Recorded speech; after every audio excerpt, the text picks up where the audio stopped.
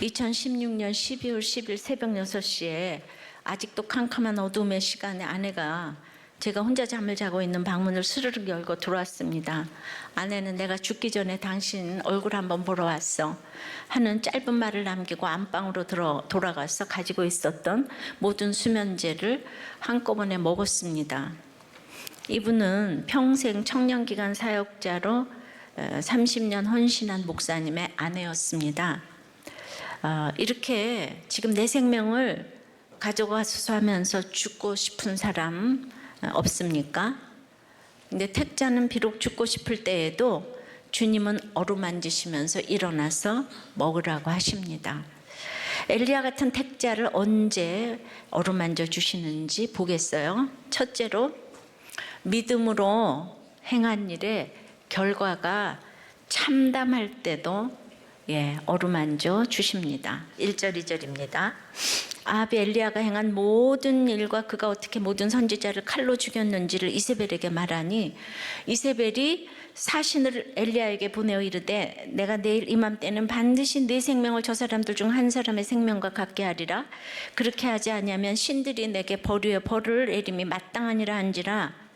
여러분, 엘리야의 행한 일이라고 그랬는데 그게 뭐죠? 놀라운 사역이 일어났었죠.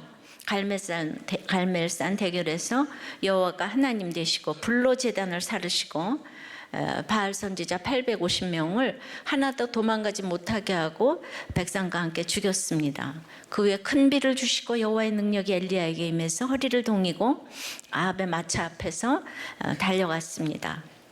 그런데 아합을 보니까 이 놀라운 하나님의 살아계신 역사를 체험하고도요, 이세벨에게 보고하는 내용을 보니까 믿음의 관점에 따라서 이렇게 보고의 내용이 다를 수가 있구나를 생각하게 됩니다.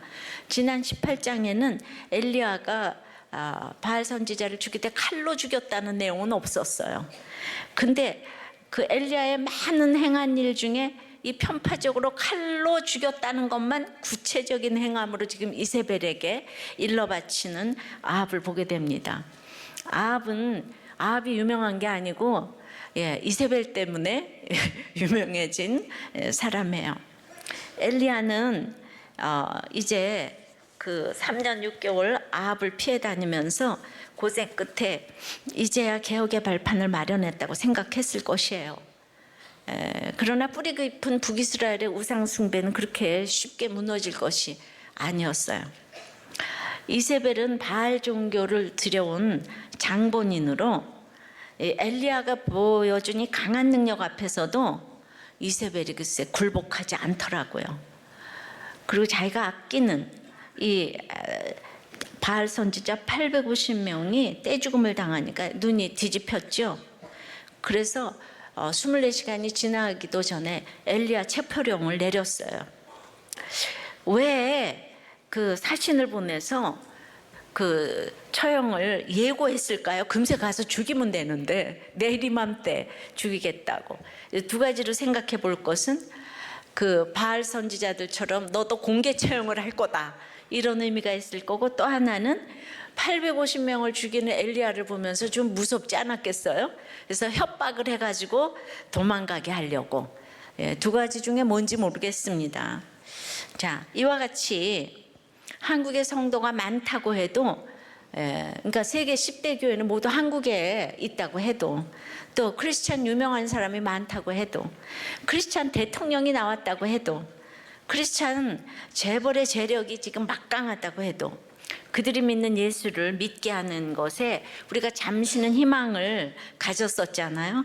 그렇지만 불신자들의 그 강팍한 마음을 변화시킬 수는 없습니다.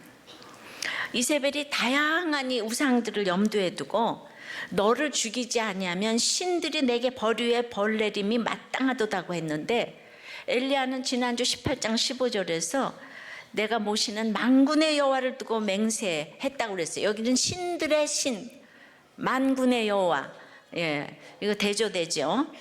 이 850개의 신이 끝없이 하나님 자리에 앉아가지고 성도를 이렇게 교란시킵니다. 그러니까 진짜 바알 선지자의 괴수는 이세벨이에요. 이세벨. 왜냐하면 모든 것을 가졌기 때문입니다. 모세 시대의 바로가 그렇지요. 온 나라가 10가지 재앙을 만나도 안 변하는 모델이잖아요. 예. 그 9가지 재앙에도 끄떡하지 않더니 10번째 재앙 자기 아들을 죽이니까 그때서 너는 나가라 해서 이스라엘이 출애굽을 하게 했지요. 예. 본인은 끝까지 회개도 안 하고 믿지도 않았어요. 그러니까 이 세상에서 사람들이 이해하지 못할 일 중에 의로운 일을 가장 많이 행한 사람들이 고통도 가장 많이 받는다는 점이에요. 그러나 엘리야도 그렇지만 죄 없는 예수님도 인간 가족 중에 어떤 자녀보다도 더 많은 고통을 겪었다는 사실을 생각하면요, 종이 주인보다 더 크지 못하지 않아요. 할렐루야. 성경대로예요. 이 고난과는 상관없는 이 하나님 자리에 있는 바알우상은요, 포스트 모더니즘의 극치를 보여주는 것이라고 할 수 있는데요. 자, 포스트 모더니즘은 뭘 말하냐 하면 개성, 자율성, 그다음에 그러니까 모더니즘의 그 후를 얘기하는 거잖아요. 개성, 자율성, 다양성을 중시하고 절대 이념을 거부하고 탈이념이라는 정치 이론을 낳았는데, 이 정치 이론이 인권으로 집약되고 있다고 지금 보여지는 거예요. 날마다 포스트 모더니즘 했지만 단어 설명을 좀 해드렸어요.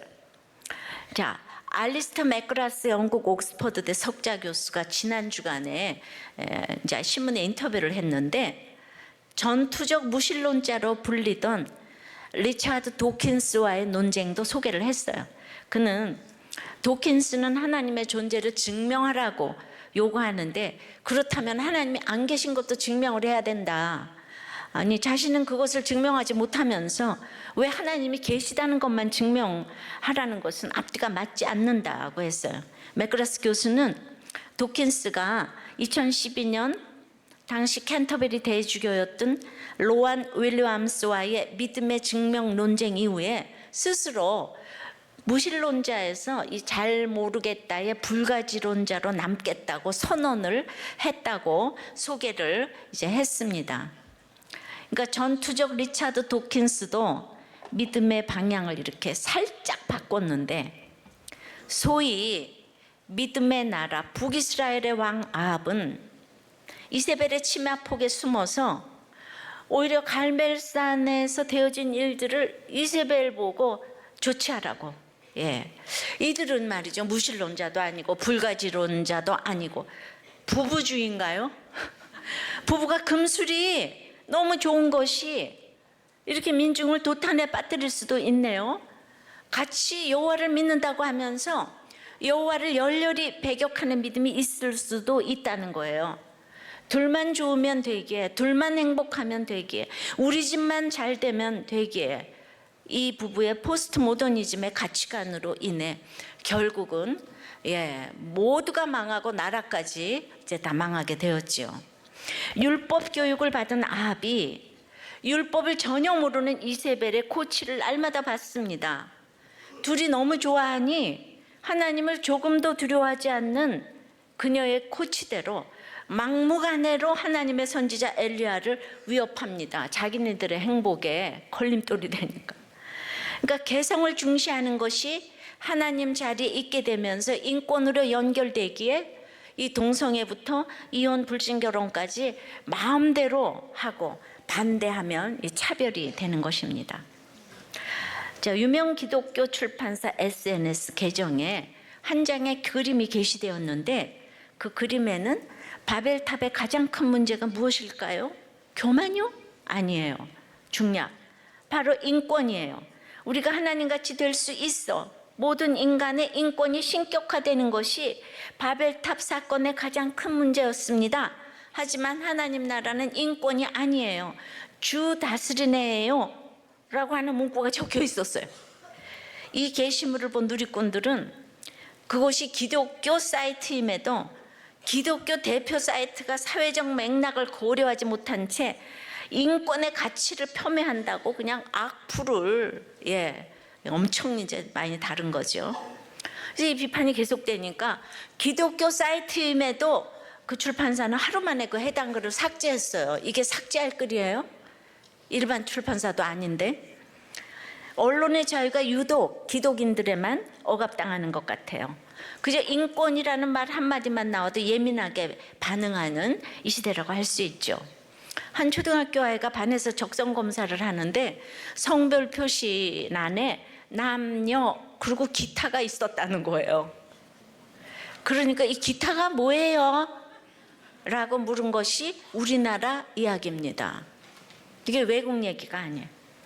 매크라스 교수는 포스트 모더니즘 시대의 사람들은 신앙이 진짜 작동하는가를 묻는다며 신자들은 기독교 신앙이 자신에게 어떤 변화를 가져왔는지 이야기, 간증을 해줌으로써 신앙이 말이 아니라 실제로 작동하는 믿음 체계를 보여줄 필요가 있다는 거예요. 믿음 체계라는 것을 보여줄 필요가 있다는 거예요. 그러니까 이미지와 스토리로 복음을 번역하라면서 성경의 진리를 현대적 상황에 맞게 번역할 필요가 있다며 한국적 상황에 맞는 이미지와 이야기를 발굴해서 한국인들의 마음을 움직이라고 이렇게 인터뷰를 했어요. 이 얘기는요, 전도는 교회로 오라고 하는 게 아니라 신앙이 작동하는 믿음 체계를 보여주므로 이미지와 스토리로 복음을 번역하라는 거예요. 자, 한마디로 우리들 교회에 이 죄를 보는 간증을 하는 거, 이게 스토리잖아요. 그래서 그것을 신앙의 작동이고 이거를 전도라고 한다는 거예요. 그냥 우리들 교회 얘기를 그렇게 형이상학적인 언어로 이렇게 풀어서 신앙의 작동 시스템 알아들으셨죠? 잘 살고 학력이 높을수록 인권이 왕노릇하는 것을 봅니다. 이 땅 자체가 우상이기에 도저히 그 너머에 있는 하나님 나라를 볼 수가 없습니다. 이세벨은 이 땅에서 도저히 그 나라를 볼 수가 없는 대표적인 모델입니다. 육이 너무 가득 차 있어서 이 영이 보이질 않습니다. 그러면 도대체 이 나라를 어떻게 봅니까? 디도서 3장 5절 말씀처럼 우리를 구원하시되 우리가 행한 바 의로운 행위로 말미암지 아니하고 오직 그의 긍휼하심을 따라 중생의 씻음과 성령의 새롭게 하심으로 하셨나니처럼 오직 성령의 사역만이 강팍한 마음을 부수고 변화시킬 수 있습니다. 칼과 총과 군대의 힘으로 절대로 누구를 변화시킬 수 없습니다. 그러니까 엘리야의 믿음으로 행한 일에 지금 결과는 참담했습니다. 그러나 우리의 대제사장이신 예수님은 여인의 이 몸속에 점 하나로 이 땅에 오시고 이 땅에서 십자가에 낮아짐으로 성령님의 도우심을 받아서 그 숨겨진 하나님의 경륜을 드러내셨습니다. 저 또한 구원의 열매가 많을 때마다 개인적으로는 참담한 때가 참 많았어요. 근데 결국 이렇게 참담함을 느끼는 것은 저도 모르는 저의 숨은 죄 때문인데 결국은 참담함이 올 때마다 하나씩 그런 죄를 깨닫게 하셨다고 봅니다. 적용해 보세요. 여러분은 이 믿음으로 행한 일에 참담한 결과를 경험한 적이 있습니까? 여러분은 인권에 대해서 어떤 생각을 가지고 있습니까? 믿음과 인권은 이원론인가요? 이론론인가요? 솔직하게 목장에서 좀 나눠보시기 바랍니다. 두 번째는 이 세상 형편이 하나님보다 더 커 보일 때도 하나님 결국 어루만져 주시죠. 3절입니다. 그가 이 형편을 보고 일어나 자기의 생명을 위해 도망하여 유다에 속한 브엘세바에 이르러 엘리야가 이 형편을 보고 도망했대요. 850명을 물리치게 하신 주님이 아니 이세벨을 물리쳐 주실 텐데 갑자기 이세벨이 온몸으로 무서워졌어요. 왜 이렇게 무서웠을까요? 우리는 순간순간 세상 형편이 하나님보다 더 커 보일 때가 있잖아요. 그럼 팩트로 볼 때 이세벨은 시도낭 엣바알의 딸이에요. 아버지도 왕이고 시아버지도 오므리 왕이고 남편도 아합 왕이고 아들도 아시아 왕이고 딸인 아달랴도 유다로 시집가서 다 죽여버리고 왕이 되었어요.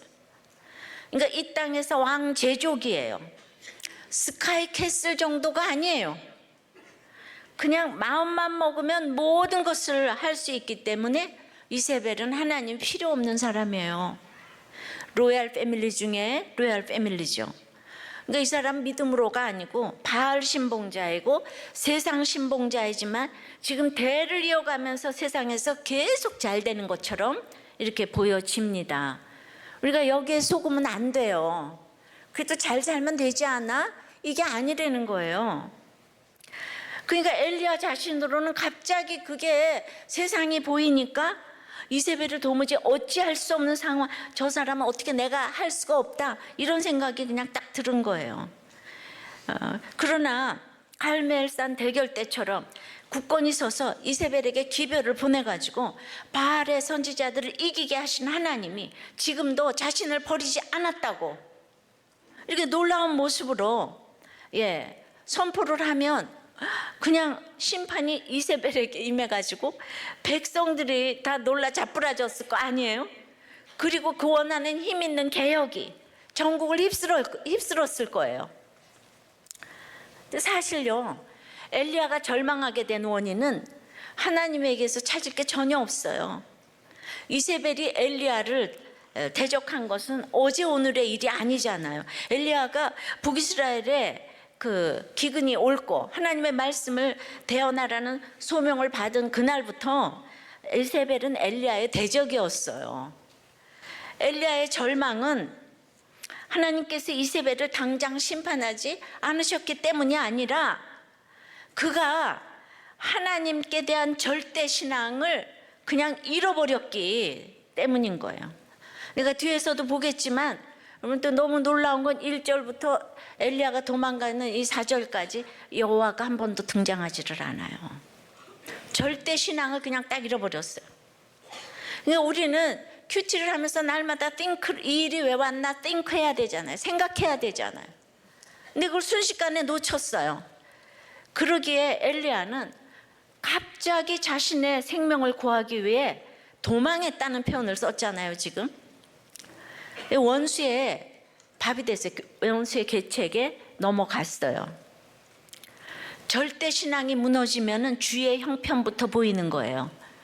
하나님에게만 고정이 되었던 눈길을 떼어서 형편을 살펴보니까 자기에게 이롭게 돌아가는 게 하나도 없는 거예요.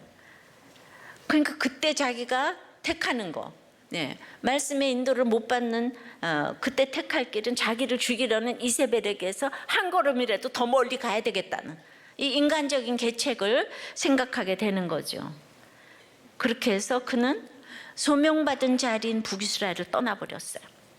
하나님이 그곳에 있으라 그랬는데 물어도 안 보고 북이스라엘을 떠났어요. 힘들어도 그곳이 하나님의 소명을 받은 자리인 건데 말씀이 쫙 안 들리면 내 맘대로 막 생각을 합니다. 가서 선포를 해야 되는데 바알이냐 하나님이냐 이거 선포하면 하나님이 책임져 주실 건데 우리들 교회가 늘 말씀 적용을 간증으로 또 묵상 나눔으로 선포하기 때문에 그것은 바알과의 대결을 선포하는 거예요. 다들 간증하는 게 밥이 생기냐 떡이 생기냐 하지만은 정말 밥이 생기고 떡이 생겼잖아요. 오늘 우리 김순기 집사님 아들이 로체스테 의대. 아니 저분이 그렇게 생겼어요? 과외를 시켰어요? 뭘 했어요? 여기 와가지고 이렇게 댕기시니까 남편은 목자고 본인은 부목자라는데 글을 몰라서 지금 목자가 못 되시고 있다고. 그러니까 선포하니 신기하게 늘 책임져 주셨어요.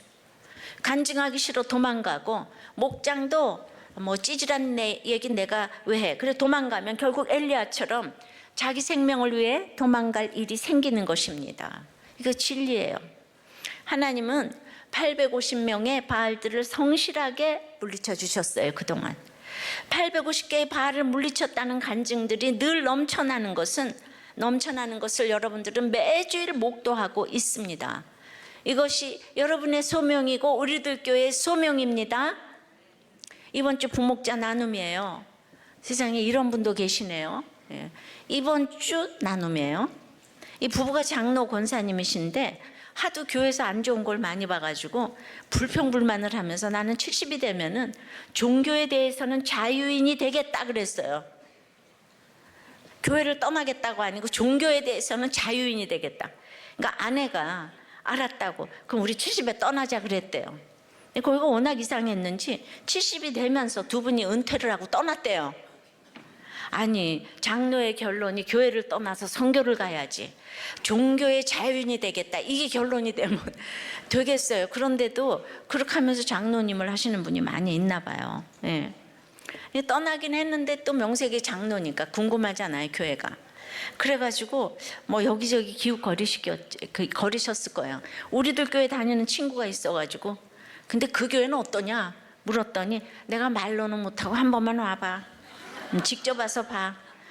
그게 왔더니 해괴한 일이 벌어지고 있는 거예요. 목사님들도 일반 직분자들도 음란, 퇴폐, 도박, 바람이요, 여자가 바람 피운 얘기까지 별의별 얘기를 다 하는데 너무나 신기해가지고 그 보통 기존 교회에서 흉거리, 이거를 우리들 교회에서는 흉이 안 되는 거를 보게 된 거예요. 그걸 공동체 식구들이 그 흉을 다 받아들이고 그러면서 커버를 해주고 정리를 해주니까 그냥 이 장로님 마냥 신기해가지고, 그 다음에 이제 헌금도 아무 거리낌 없이 공개를 하는 것에 이제 놀랐다는 것이죠. 예, 그 헌금 공개 왜 하는가? 예, 성도수 왜 공개하는가? 이게 우리 집에서 개척 예배를 드린 첫 주일부터 헌금이 많아서 공개하는 게 아니고요, 구원의 총수에 들어오라고 계수하잖아요. 예. 그리고 모든 것의 끝에는 돈이 있기 때문에 첫 주일서부터 성도수와 헌금을 공개했어요. 그건 첫 주일부터 16년 전. 예. 그 많아져서 공개한 게 절대로 아니에요. 출애굽할 때 이렇게 계수를 하잖아요. 신천지의 문자적인 14만 4천하고는 아주 다른 이 구속사적인 계수를 하는 거예요. 적어도 우리들 교회는 투명하게 모든 걸 하겠다, 이런 의지가 있는 것이고, 예, 이런 것에 간증할 것이가 참 많습니다. 이렇게 수치스러운 일들을 날마다 바알이냐 여호와냐 중에 나는 만군의 여호와 이름으로 하나님을 따르겠다고 간증을 하는 일이 여기서 날마다 일어나고, 청년부, 청소년부, 아이들 맨날 예배 때마다 여호와냐 바알이냐 그 둘 중에 하나를 따르라, 이 훈련을 지금부터 하는 거잖아요. 그러니까 하나님이 불꽃같이 책임을 져주셔서 그 간증에 정말 불꽃같이 책임을 져주셔서 기적이 일어나는 거예요. 로체스터. 기적이 일어났는데 우리가 또 늘 말씀을 배우니까 그 기적 후에는 늘 회개를 주시는 놀라운 일들이 일어나고 있는 거예요. 하나도 저분에게 그렇게 별로 중요한 일이 아닌 거예요. 그냥 교회 만나가지고 이게 신앙생활 잘하고 목장 가고 이게 제일 기쁨인 거예요. 그런데 엘리야는 잘 나가다가 그게 말씀이 없어가지고 순식간에 이세벨의 협박에 쪼그라들었습니다. 엘리야가 도망간 브엘세바는 남쪽 유다 땅 중에서도 가장 남쪽에 치우쳐 있는 곳이에요. 한 갈멜산으로부터 브엘세바는 한 250km 정도 거리인데 850대 1의 결투를 마치고 국경을 넘어서 남쪽 끝 가장 구석탱이까지 가서 웅크리고 있는 이 선지자의 모습은 위대한 사람도 다 연약한 존재에 불과하다는 것을 이렇게 보여줍니다. 엘리야는 우리와 성정이 같은 자라 그랬잖아요. 인간이 아무리 스스로 노력한다고 할지라도 범죄한 인간이 가지고 있는 이 근본적인 연약함을 감출 수는 없습니다. 자기 사역을 과대평가하면 우리는요 말 한마디도 못 견디는 거예요. 제가 이제 며칠 전에 북한에서 이제 고려 호텔에서 선포하고 외쳤잖아요. 집사가 17년 전에. 그리고 이제 너무 이제 내가 대단하잖아요. 방에 들어와서 큐티 나눔을 하는데 어떤 집사가 내가 이렇게 돌아가면서 기도해 주었을 때 자기 기도를 뺐다고 그렇게 우는 거예요. 자기 기도를 무시해서 뺐다는 거예요. 그러니까 또 어떤 자매는 나와 상담하고 싶지 않다고 그러는 거예요. 지금 너무 고려 호텔에서 설교 들어왔으면 다 일어나서 일해야 될 텐데 상관이 없는 거예요. 제가 설교한 게 상관이, 내 기도 왜 뺐냐? 난 집사님하고 상담하기 싫다. 그러니까 다른 사람의 악하면 잘 도와주고 상담하면서 막상 이제 내 자신의 약점을 극복하지 못하는, 그럴 때 그게 설교했던 게 다 어디로 갔는지 없어지는 거예요. 내 본연의 모습으로 돌아오는 거죠. 주님은 저를 꼭 올라갔다 싶으면 이 꼭 네가 한 일이 아니라고 도장을 꽉 찍으세요. 제가 이제 목욕탕 세미나로 강에서 이제 바다로 나가려고 할 때 제가 암이 딱 걸렸어요. 계속 하나님은 제가 너무도 걱정이 돼가지고 열매가 있을 때마다 겸손케 될 수밖에 없는 사건을 주십니다. 그만 좀 걱정하셔도 될 것 같은데 그렇게 걱정이 많으세요, 저에 대해서. 그러니까 하나님 걱정하니까 저도 그걸 인정해야 되잖아요. 아유, 나는 정말 걱정을 끼치는 인간이구나. 예, 이 사건이 오니까 제가 그걸 인정하게 됩니다. 적용해 보세요. 하나님보다 내 형편이 더 커 보여서 도망간 브엘세바 구석탱이는 어딥니까? 이 재밌는 얘기를 듣고 왜 졸아? 앞에서. 이러니까 내가 아무리 고르요털에서 설교를 해도 앞에서 조는 거죠. 그래가지고 왜 내 기도를 뺐냐고 이제 이렇게 되는 거죠. 할렐루야. 세 번째는 홀로서기가 아니고 혼자라고 생각할 때도 어루만져 주시는 거예요. 홀로서기가 아니고 혼자라고 생각할 때도. 3절 4절입니다. 자기의 사환을 그곳에 머물게 하고 자기 자신은 광야로 들어가 하룻길쯤 가서 한 로뎀나무 아래 앉아서 자기가 죽기를 하나에 이르되 여호와여 넉넉하오니 지금 내 생명을 거두시옵소서. 나는 내 조상들보다 낫지 못하나이다 하고, 그리고 사환을 이제 브엘세바에 머물게 한 반면에 엘리야 자신은 하룻길을 홀로 광야로 이제 들어갔어요. 엘리야는 낙담할 대로 낙담했어요. 그리고 이제 드디어 스스로 죽기를 원하였어요. 마침내 죽기로 한 것은 자기는 이제 소명을 버리기로 했다는 거예요. 소명의식이 없으면 이렇게 사건이 오면 절망밖에 없습니다. 내 힘으로 할 수 있는 일도 또 나를 필요로 하는 일도 없다는 생각이 딱 들어요. 아무리 은사와 재주가 많아도 이 소명이 없으면 쉽게 절망합니다. 절대 신앙이 없기 때문이에요. 로뎀나무는 1, 2m 정도의 크기로 자라는데요. 거기는 유일한, 하나의 이런 말이 수식되어 있어요.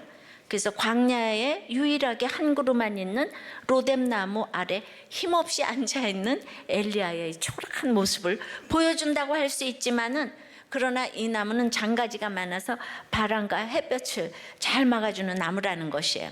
생각하기에 따라서 그 광야에서 도움의 로뎀나무가 될 수도 있어요. 근데 지금 이제 절대 신앙이 없으니까 그냥 이게 다 죽기를 구하는 거예요. 그냥 여기서 이제 죽는 거예요. 엘리야는 지금 그러는 거예요. 피할래야 피할 길도 없고, 내가 믿음의 조상보다 내놓을 게 하나도 없어요. 어찌하여 이 길을 가게 하십니까? 내가 특권이고 감사한 거 머리로 다 알겠는데 나는 갑자기 심장이 멎을 것 같이 답답해요. 지금 이러는 거예요. 근데 제가 또 성경을 자세히 보니까 왜 이렇게 극심하게 낙담을 했을까? 자기 옆에 아무도 없다고 생각하는 거예요.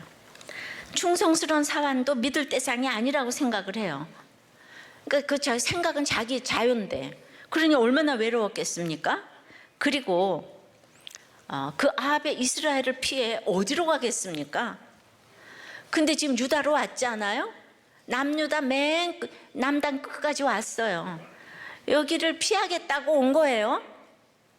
예. 자, 근데 여기를 온들 피할 수 있겠습니까? 왜? 아합은 왕궁에 잘 있는데 그 바알 선지자를 다 죽인 자기를 이렇게 홀로 두시나? 내가 왜 쫓겨다녀야 하나? 끝이 없는 이 고난길, 오직 자신 혼자만이 스스로 광야로 들어갔음을 강조하잖아요. 그 다 힘들고 아픈 사람, 난 혼자야, 이 세상에 나 혼자야, 이거 말하는 사람들이 다 죽기를 구하고 있어요. 근데 이게 이유가 있는 거예요. 당시 유다 왕은 성군에 속한 개혁의 여호사밧 왕이었어요. 그런데 이 기가 막힌 거는 유다의 여호사밧 왕이 이스라엘의 아합 왕과 결혼 동맹을 맺었다는 거죠. 이 지극한 엘리야의 외로움을 아시겠습니까? 이 천지의 홀로인 엘리야였을 것 같아요. 자기 홀로 고군분투하는데 850명의 바알 선지자들을 먹이고 입히는 아합왕과 자기를 죽이겠다는 이세벨이 여호사밧 왕과 결혼을 맺은 거예요. 딸을 글로 시집을 보낸 거예요. 너무 친밀하게 지내고 있는 거예요. 그냥 최고로 악한 원수가 내가 가장 친구가 지금 너무 친하게 지내고 있는 거예요. 얼마나 배신감이 들었겠으며, 그러니까 한 명도 없는 거예요. 죽고 싶은 마음이 이해가 되시지요? 결국 유다 땅도 피난처가 되지 못하는 거예요. 그러니까 죽고자 하는 이유를 지금 원수는 너무 합리화시켜 주면서 우리를 정조준합니다. 야, 이 정도 되면 이건 죽어야 되겠구나. 한 명도 없는 거예요. 생각을 해보니까 기가 막힌 거예요. 거기에 또 불신결혼이 있는 거예요. 열왕기상은 아주 불신결혼으로 도배를 합니다. 특히 남유다의 여호사밧이 이세벨과 혼인을 한 것은 경제적 정치적 이유 외에 이세벨이 얼마나 모두에게 호감을 주는 사람인지를 보여줘요. 이세벨은 결코 악하게 보이는 사람이 아니에요. 그 호감으로 이스라엘은 물론 남쪽 유다에게까지 자기 딸과 불신결혼을 하도록 여호사밧을 홀렸잖아요. 그러니까 유다까지, 예수님이 오시는 이 유다 땅까지 초토화되어서 그 나라가 없어질 뻔했어요. 그 아들들을 다 죽여버렸거든요. 이 딸이 시집가가지고. 가장 위기가 바로 이때예요. 예수님 구속사의 계보에서. 근데 보기에도, 그러니까 얼마나 이세벨이 매력이 있었으면 이렇게 됐겠습니까? 근데 엘리야는 지금 까마귀 공개받고 사르밧가브하고만 노는데, 여러분들이 둘 중에 보면 누가 진짜 같아요? 나 같아도 부부하고 놀 것 같네. 안 그래요? 그러니까 형편이 너무 커 보이는 거예요. 항상 세상 형편이. 그 팩트잖아요. 어떤 인상도 너무 좋은 한의원 원장님이 그 병원에 사람이 바글바글 거리는데도 너무 친절, 상담도 1시간씩 해주고, 그 원장님 부모님도 유명한 한의사, 남편도 유명한 한의사, 아들들도 너무 잘 키워서 다 또 둘이나 다 의사, 자식 교육도 잘 시키고, 시부모도 대단하고, 자기도 너무 대단하고, 친절하고, 상냥하고, 돈도 잘 벌고, 외모까지 갖추고 있고, 환자의 형편을 그냥 집집마다 다 꿰고 있고. 그러니 이런 분이 믿는 의사보다 훨씬 더 멋있어 보이지 않겠습니까? 바로 이거예요. 너무 부럽고 좋아하죠. 근데 이분이 말하기를, 그러니까 자기 병원에 와서 누구도 전도하지 않는다는 거죠.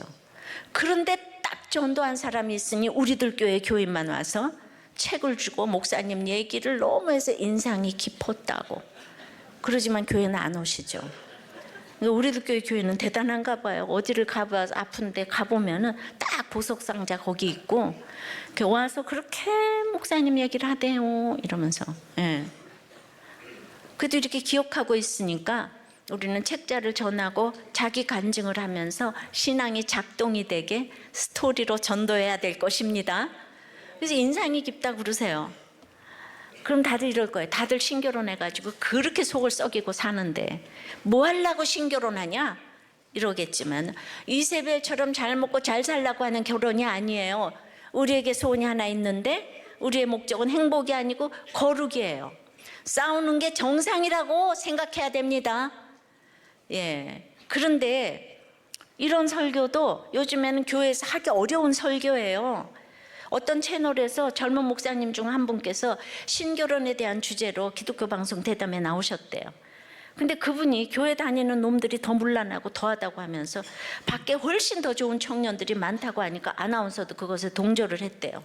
이 목자님이, 우리도 꽤 목자님이 도저히 볼 수가 없어서 반박의 댓글을 달았더니 수많은 사람한테서 폭탄 댓글을 맞았다는 거예요. 우리가 이런 시대에 살고 있습니다. 저는 우리들 교회 청년들이 제가 하는 설교를 듣고 온다는 것은 기적이고 소망이 있다는 뜻이에요. 우리 2,000명의 청년부들이 이렇게 결혼을 해서 아무도 이혼을 안 했다는 거는 이거 바알이냐? 하나님이냐? 택한 결론으로 저렇게 아프고 힘들고 해도 이게 아무도 이혼 안 했다는 거, 이거 하나님 너무 지켜주시는 거 아닙니까? 어떻게 이 시대에 이혼을 안 할 수가 있어요? 어떻게 불신결혼을 안 할 수가 있어요?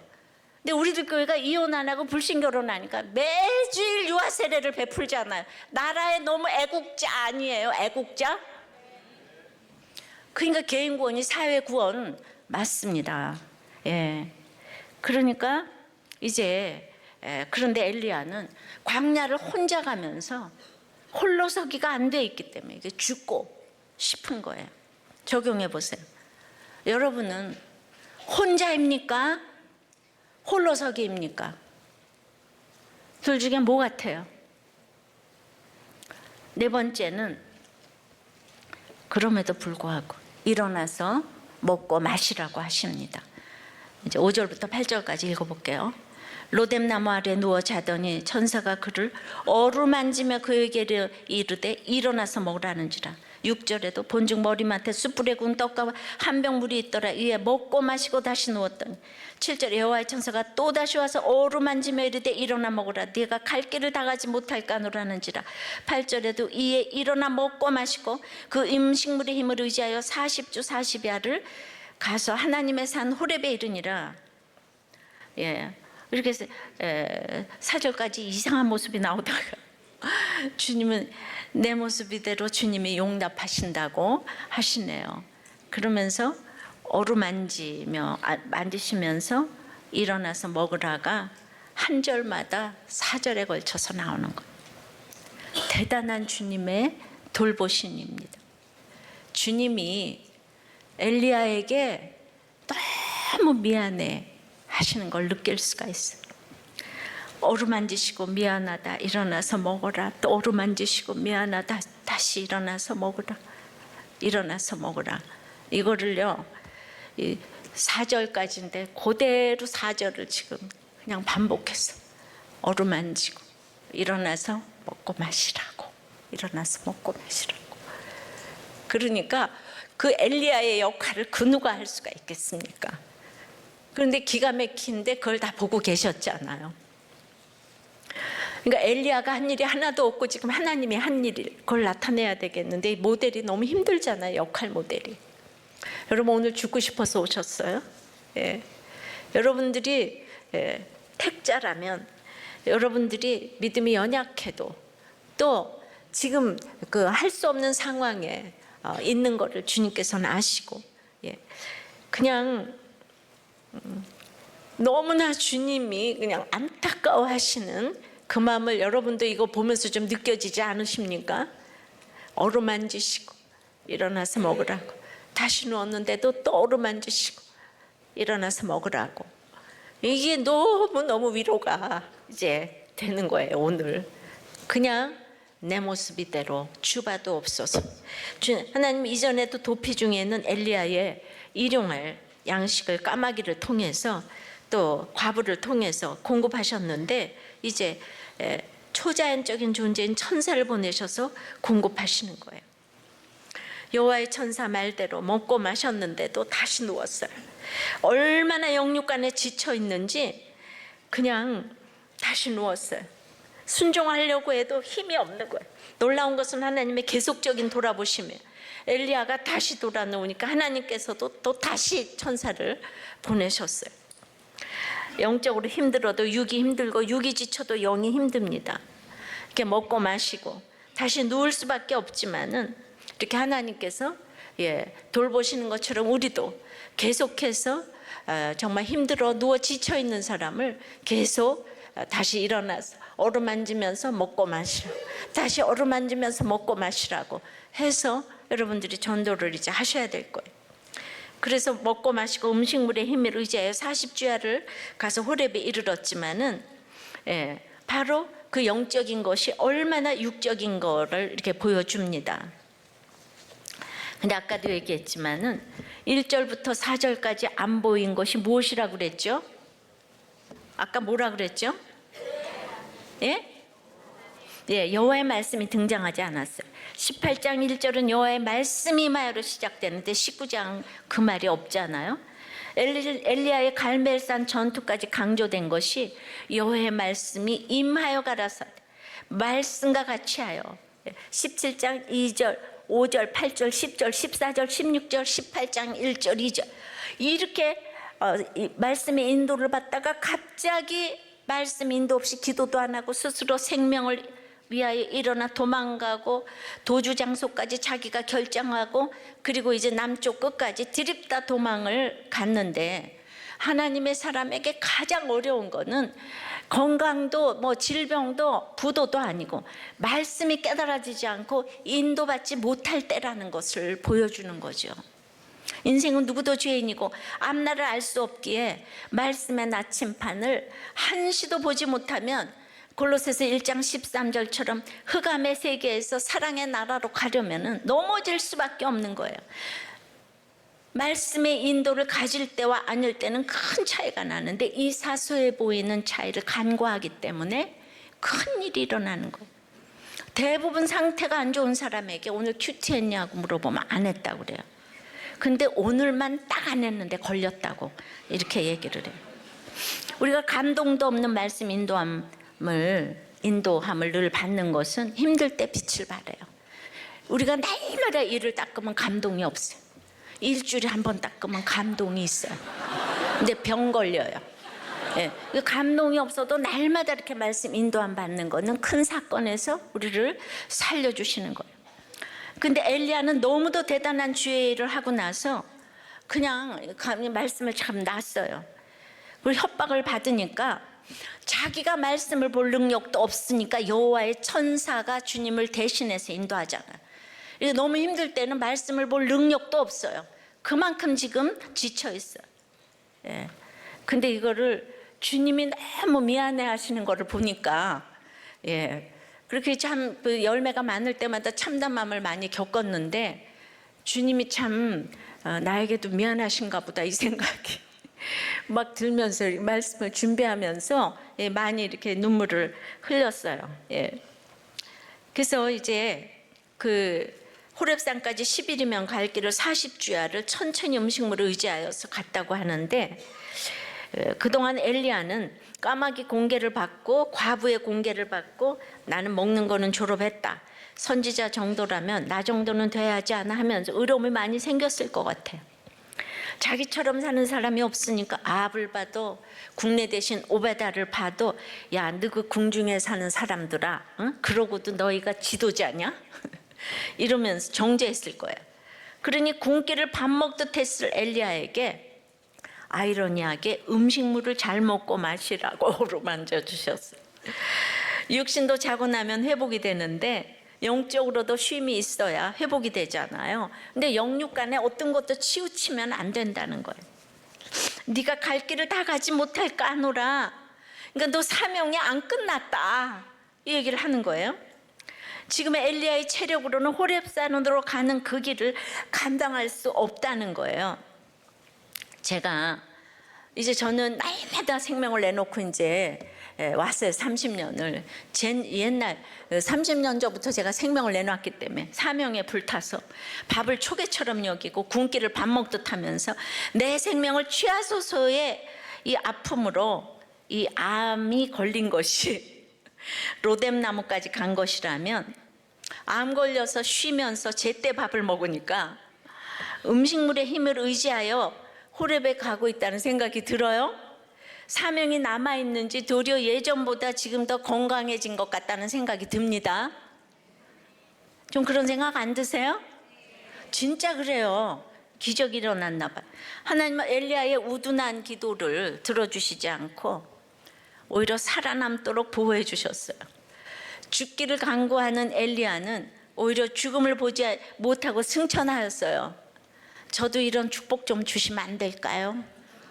30년 전부터 이 기도한 거를 다 기억하고 계시는데 적용해 보세요. 지금 일어나서 먹고 마시라고 어루만져야 할 지체는 누구인가요? 예. 여러분의 식생활은 영적입니까? 육적입니까? 술과 고기와 탄산음료와 냉커피를 밥 먹듯이 먹습니까? 글쎄 말이에요. 이 냉커피가 정말 안 좋은데 봄, 여름, 가을, 겨울 우리 부목사님들 보면 이렇게 냉커피를 드시길래 이 자리를 빌어서 사주지도 않으면서 자기 돈 내고 사 먹는 것도 이렇게 말려 제가. 예. 음식물을 의지하여 호렙산에 가려면 5대 영양소를 골고루 먹읍시다. 오늘 엘리야에게 처방한 거는 오직 먹고 마시라밖에 없어요. 먹으라. 음식물을 의지해라. 그러니까 처방은 이렇게 구체적으로 나가야 되는 거예요. 예. 그 사람이 영적으로 시들해지면 육적으로도 밥맛이 다 없어지잖아요. 오늘 다들 잘 드시라고 다 인사하시기 바래. 5대 영양소를 드시라고. 예. 주님께서 오늘 어루만지시고 일어나서 먹으라고, 음식물의 힘을 의지해서 호렙까지 가라고, 네가 이 길을 이기지 못하여 할까? 사명이 있다고 하시오니 그 죽고 싶은 한 사람이 오늘 주님의 어루만지심을 받고 일어날 수 있도록 주님 역사하여 주시옵소서. 아멘. 찾아가서 안수하시고 일으켜 주시옵소서. 아멘. 주님도 미안해하시는 우리의 삶이 될 수 있도록 주님 날마다 영혼 구원을 향하여서 나가는 저희들 되게 도와주시고, 이제 다음 주일에 저희들이 창립 16주년이 되며 이제 주님께로 모두 인도하는 영혼 구원의 잔치를 하고자 하오니, 이렇게 신앙이 작동이 되어서 저희들의 스토리로 사람들을 주님께 인도할 수 있도록 저희들의 수치와 이 부족을 아낌없이 내어놓을 수 있는 저희들의 사명자의 삶이 될 수 있도록 은혜 내려 주시옵소서. 아멘. 예수 그리스도 이름으로 기도드리옵나이다. 아멘. 아멘.